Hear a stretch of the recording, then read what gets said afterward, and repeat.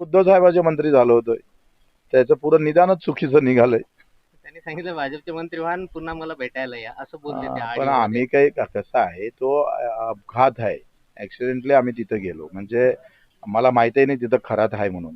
आपण तिथे महादेवाचं मंदिर आहे, तो कार्यकर्ता आग्रह करत होता आणि मग आम्ही तिथं गेलो. आता कार्यकर्ता आहे म्हटलं का त्याला मान सन्मान द्यावं लागतं कधी कधी, बरेचदा असं होतं पण. आणि तिथं ते निघाले, त्यांनी सत्कार केला. हा काही माझा चूक नाहीये, मला असं वाटतं ते काही माझी काही चूक नाहीये.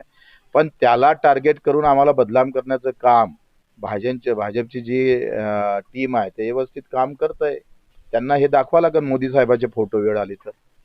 ते कशा पद्धतीनं समोर गेले, आसाराम बापूस बाबत ते काय बोलत होते. फडणवीस साहेबाचाही फोटो आहे, दाखवू? हे आहे. हे चंद्रकांतजी उच्च शिक्षण तंत्र मंत्री आहे. उच्च शिक्षण मंत्री आहे. हे आहे. मग याला प्रश्न विचारला का तुम्ही? हे फडणवीस साहेब आहे. हे त्यांचा यांना प्रश्न विचारला का तुम्ही? नाही विचारत. मग गरीब मरा आहे बच्चू कडू, गरीब पार्टीतला माणूस आहे. याला जितकं खदाडता येईल तेवढं खदाडा. हे फडणवीस साहेब पुन्हा आहे. उभे असताना एक बसलेला आहे. आता अधिक कोणते आहे भाऊ? काढ रे हे.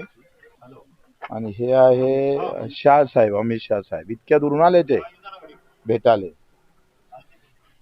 आणि चंद्रकांत पाटील आहे. हे धनंजय मुंडे साहेब आहे. आणि हे पुन्हा नार्वेकर आहे, मिलिंद नार्वेकर. मग आता हे कसं आहे का मी यांना दोष देत नाही. भेटीला जाणं म्हणजे काही गुन्हा नाही आहे. आता लोकांच्या मनामध्ये काही गोष्टी असतात आणि बऱ्याच गोष्टी आपल्याला न पटत करताना एखादी गोष्ट हो म्हणावं लागतं, नाही तर विरोध घ्यावा लागतो.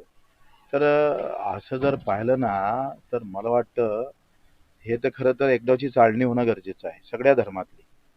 काही हे असल्या प्रकारचे नाटकं हे सगळे उद्ध्वस्त करून टाकले पाहिजे. ही जी भोंदूगिरी आहे, जे जे मठ बांधले गेले मोठे मोठे, जिथे काही भोंदूगिरी चालतं ते सगळे नष्ट केले पाहिजे. एक कार्यक्रम हाती घेतला पाहिजे, कुठल्याही धर्मातलं असू दे.